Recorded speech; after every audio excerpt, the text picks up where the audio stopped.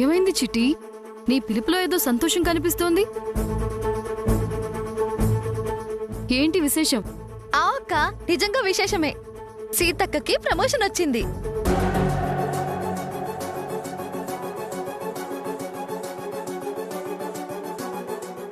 ఏంటి, పెద్దదినకి ప్రమోషన్ వచ్చిందా? అవునన్నయ్య, ఇలాంటి ప్రమోషన్ కాదు, ఏకంగా ఎండి సీటే ఇచ్చారు వదినికి.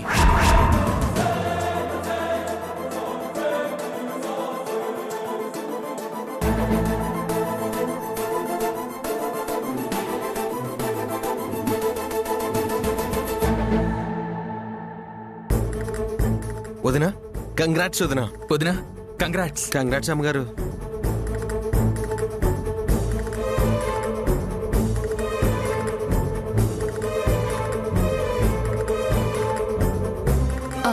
కంగ్రాట్స్ అక్క. ఎంతైనా మా పెద్దదిన గ్రేట్. ఉద్యోగంలో జాయిన్ అయిన 3 నెలలకే ఎండిగా ప్రమోషన్ వచ్చేలా చేసుకుంది. నువ్వు సూపర్ వదినా. వదినా, ఈ సెలబ్రేషన్ ని మనం గ్రాండ్ గా సెలబ్రేట్ చేసుకోవాలి.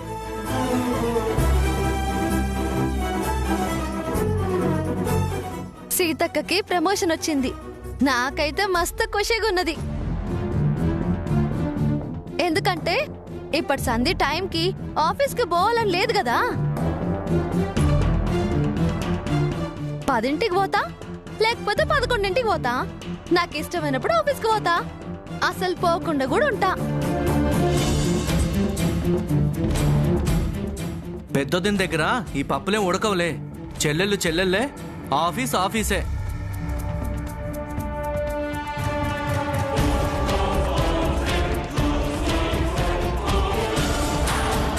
అమ్మగారికి ఉద్యోగం వస్తే వచ్చే దారిలో స్వీట్స్ అన్నా కొనుక్కుని రావచ్చు కదా చిట్టమ్మ గారు. ఉండండి, పంచదార తెస్తాను. అందరూ నోరు తీపి చేసుకుందరు గానే. మారుతి ఆగు.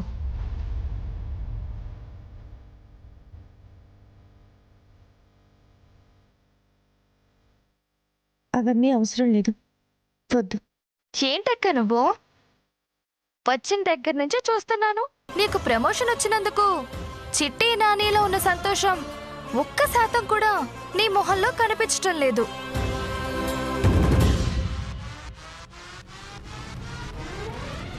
వీళ్ళందరూ విష్ చేసినా నువ్వు థ్యాంక్స్ చెప్పలేదు. నీకు ఉద్యోగం వచ్చిన రోజు తెగ సంబరపడిపోయి నువ్వే స్వీట్స్ తెచ్చావు. మరి ఎండి పోస్ట్ వచ్చిందని మారుతి పంచదార తెస్తానంటే వద్దంటున్నావు. ఎందుకో తెలుసుకోవచ్చా?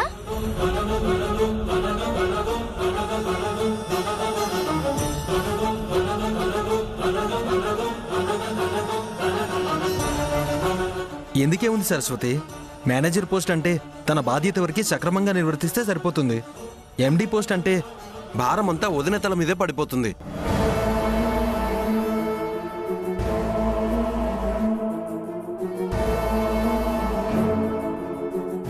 లాభాలొస్తే ఆ క్రెడిట్ అందరికీ పంచాలి, నష్టం వస్తే ఆ బాధ్యత తన భుజం మీదే వేసుకోవాలి. బిజినెస్లో పోటీ ఉంటుంది కాబట్టి ప్రతి క్షణం కొత్త మార్కెటింగ్ టెక్నిక్స్ ఆలోచించాలి. అందుకే వదిన డల్గా ఉండుంటుంది.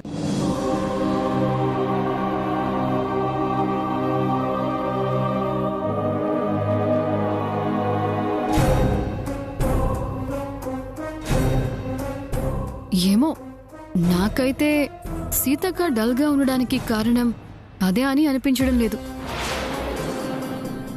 ఇలాంటివన్నీ నాకు తెలిసి సీతక్కకి కొట్టిన పిండి. ఎంత పెద్ద సమస్యనైనా చిటికలో పరిష్కారం చేయగల సమర్థురాలు.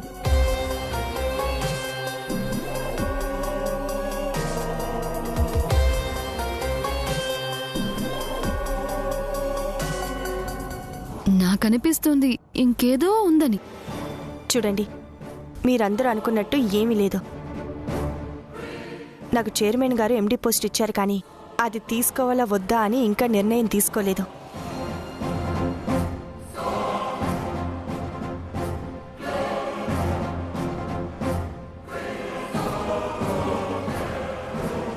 అసలు తీసుకుంటానో లేదో కూడా తెలీదు. అందుకే మీరందరూ విష్ చేసినా కూడా నేను సైలెంట్గా ఉన్నాను.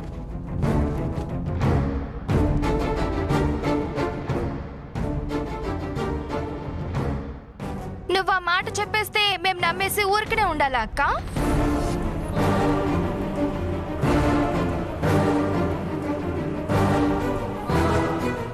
ఇందులో నమ్మటం నమ్మకపోవడం ఏముంటుంది వదినా? ఏదో ఉందని అనవసరంగా బుర్రపాటు చేసుకుని ఆలోచించాల్సింది మాత్రం ఏముంది?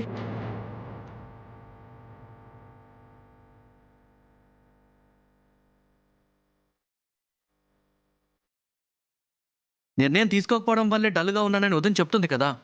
అర్థం లేకుండా మాట్లాడుకున్నాని. మీ పెద్దొదిన చెప్పగానే గంగిరెత్తులో తలోపడమే గాని లాజిక్ ఆలోచించరా? లాజిక్ ఏంటి? లాజిక్ ఏంటంటే ప్రపంచంలో ఉద్యోగాలు చేసే ఏ ఒక్కరికైనా ఉద్యోగంలో చేరిన 3 నెలలకే ఇంత పెద్ద ప్రమోషన్ వచ్చిన దాఖలాలున్నాయా? లేవు, ఉండవు కూడా.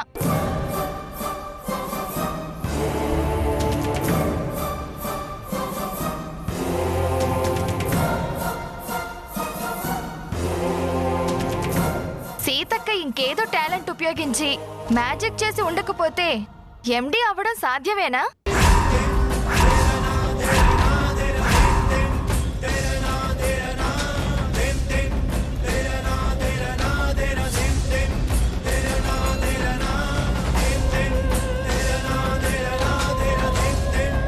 అదెక్కడ బయటపడుతుందో అనే భయంతోనే సీతక్క డల్గా ఉందే తప్ప నిర్ణయం తీసుకోకపోవడం వల్ల మరొకట కాదు.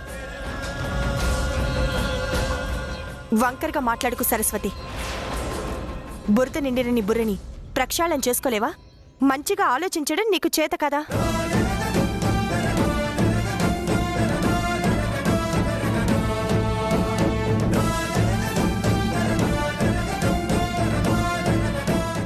సరస్వతి అన్న దాంట్లో నాకైతే ఏం తప్పనిపించడం లేదక్కా.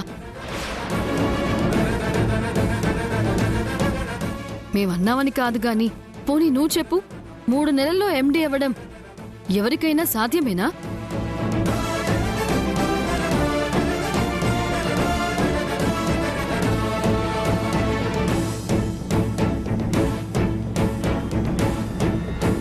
పైగా పాపం ఎండి చాలా మంచివాడు, మనసులో ఎలాంటి చెడుద్దేశం ఉండదని నువ్వే చెప్పావు. తోడుగా షాపింగ్కి వెళ్ళానని నీ నోటితో నువ్వే చెప్పావు.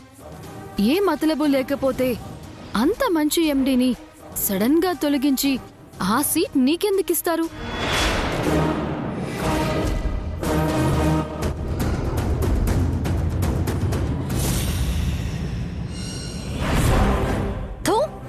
గాడు మంచోడైంది, పెద్ద లత్కోర్గాడు, ఎదవేసాలేసే పింజారెదవా, గాడి తప్పే పనులు చేసే గాడిదెదవా.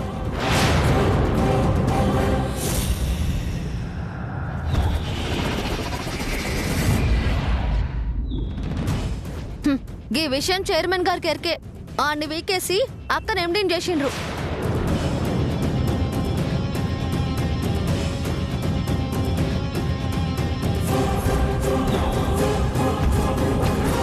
ఏం చెప్తున్నావు చిట్టి? మీ ఎండి దరిద్ర పనులు చేస్తాడంటున్నావు, ఏం చేశాడు? అది చిట్టి,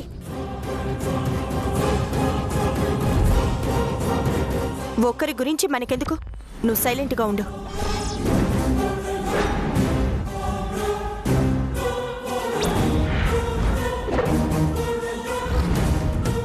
ఎందుకు కాపుతున్నావు?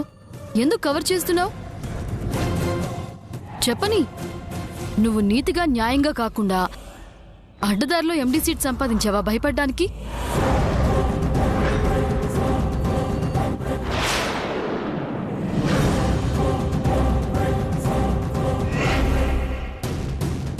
దాక్షాయిని, వదిన గురించి తప్పుగా మాట్లాడితే మొహం పగిలిపోతుంది. అదొక్కటేగా మనకి చేతనైంది. బలం ఉంది కదా అని నిజం మాట్లాడుతున్న మమ్మల్ని కొట్టడం కాదు, బుద్ధి బలంతో మీ వదిన తెలివితేటల మీద కొట్టండి.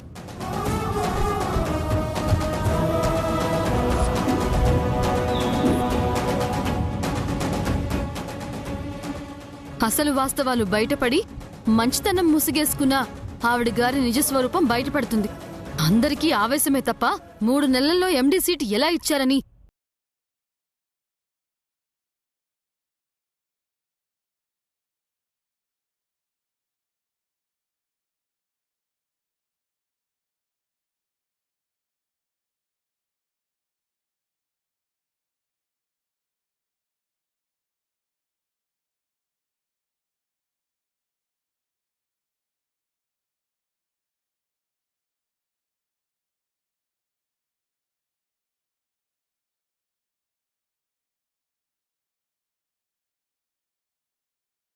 వెనక ముందు చూసుకోవాల్సిన పని లేదా? ఊహ అనేది ప్రశ్న దగ్గర ఆగిపోవాలి, కానీ మరొకరి జీవితాల్లోకి చొచ్చుకుపోయి బాధ పెట్టేలా ఉండకూడదు.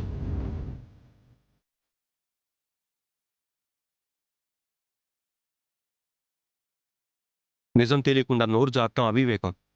పరిస్థితి తెలుసుకోకుండా నిందించడం అజ్ఞానం. దేవుడు నోరిచ్చింది పారేసుకోవడానికి కాదు, కేవలం భావాలు చెప్పుకోవడానికి మాత్రమే. మన ఇంట్లో ఆడళ్ళకి అంత సంస్కారం ఎక్కడ ఇచ్చిందన్నయ్య?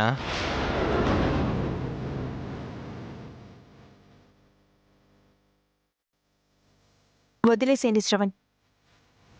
నేనేంటో మీకు తెలిసినప్పుడు, నా మనసేంటో మీ అన్నయ్యకి అర్థమైనప్పుడు, నన్నొక తల్లిలా మీరు ఆదరిస్తున్నప్పుడు, ఒకరి తప్పుడు మాటలకి విలువ ఇవ్వాల్సిన అవసరం నాకు లేదు.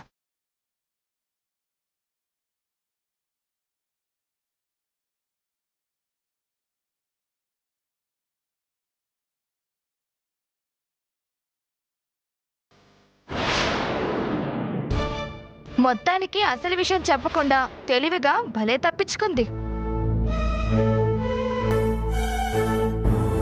ఛీ, నువ్వు మారవు.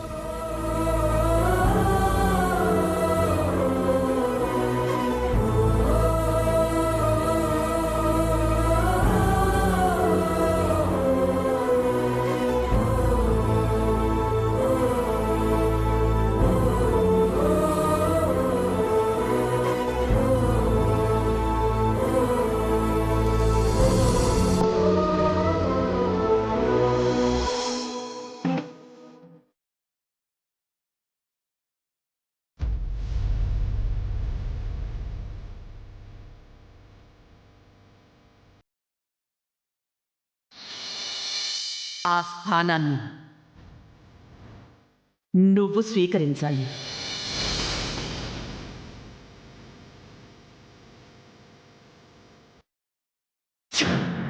ఎండి సీటు నాకు సింహాసనం, నీకు ముళ్ళ కిరీటం. నిన్ను ప్రశాంతంగా ఉద్యోగం చెయ్యనివ్వను.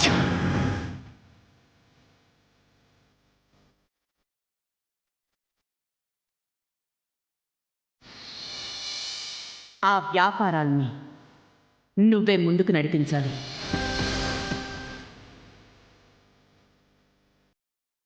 కుటుంబ బాధ్యతలను మోయడానికి మాత్రమే నేను ఉద్యోగంలో చేరాను. చైర్మన్ గారేమో ఎండీగా బాధ్యత తీసుకోమంటున్నారు. ఆ బరువుని నేను మోయగలనా? అసలది నాకు అవసరమా? నేను వద్దు అంటే చైర్మన్ గారు ఏమనుకుంటారో ఏంటో.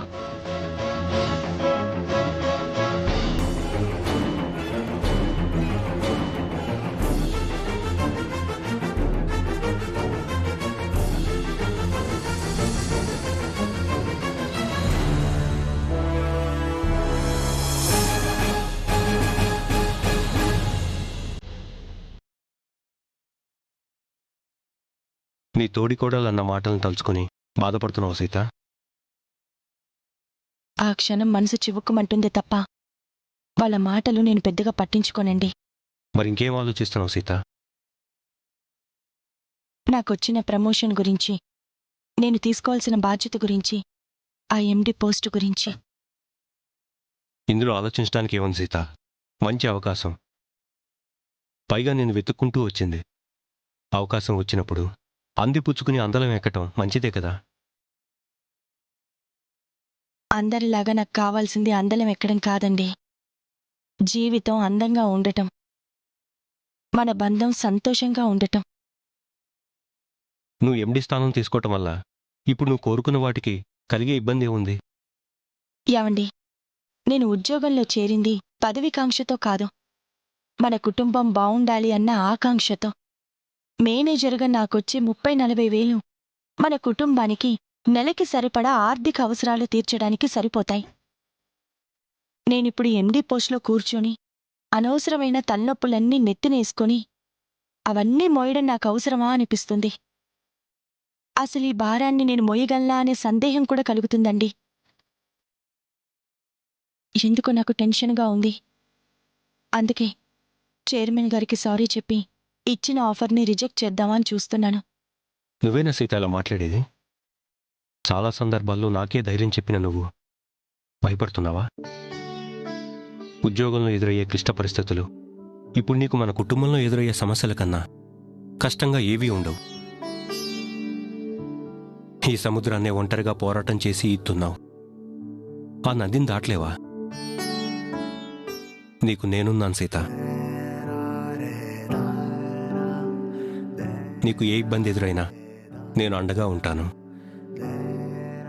ఎదిగే అవకాశం వస్తే వదులుకోవటం ఎందుకు?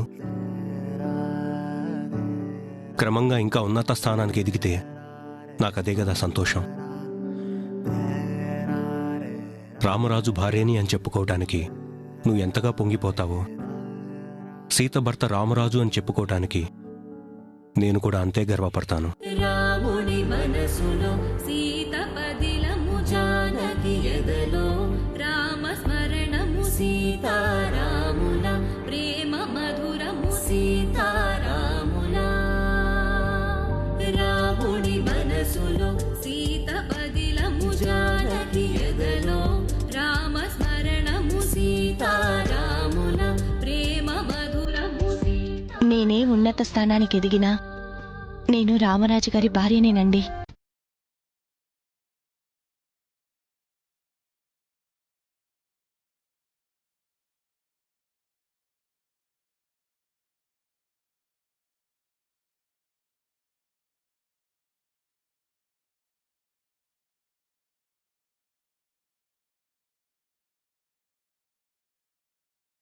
నేనే ఉన్నత స్థానానికి ఎదిగినా నేను రామరాజు గారి భార్యనేనండి.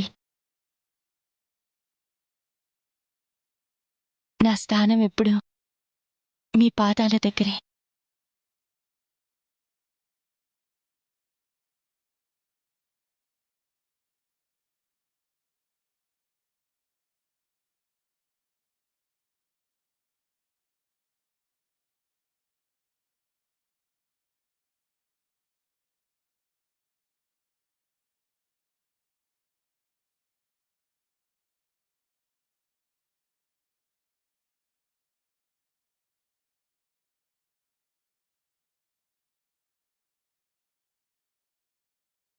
మీలాగా ప్రోత్సహించి ధైర్యం చెప్పే భర్తుంటే ఏ భార్య అయినా మహారాణేనండి. మీరిచ్చిన భరోసాతో నేను ఎండి స్థానంలో కూర్చుంటాను. నన్ను దీవించండి.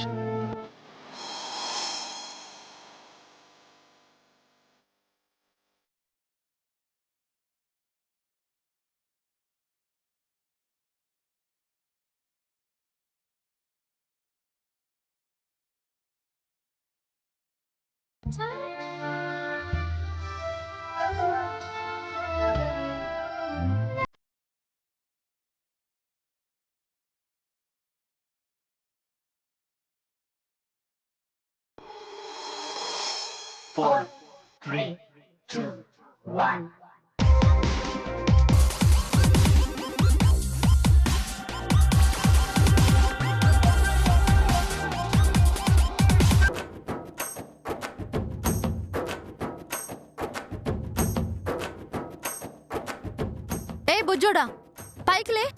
ఎందుకే? లెమ్మన్నానుగా, లే. పోవే, నేను గేమ్ ఆడుకుంటున్నాను, నన్ను డిస్టర్బ్ చేయమాక. మంచిగా చెప్పినప్పుడు సక్కంగా లే. ఆ గేమ్ ఆడు బంజయ్, లే లే.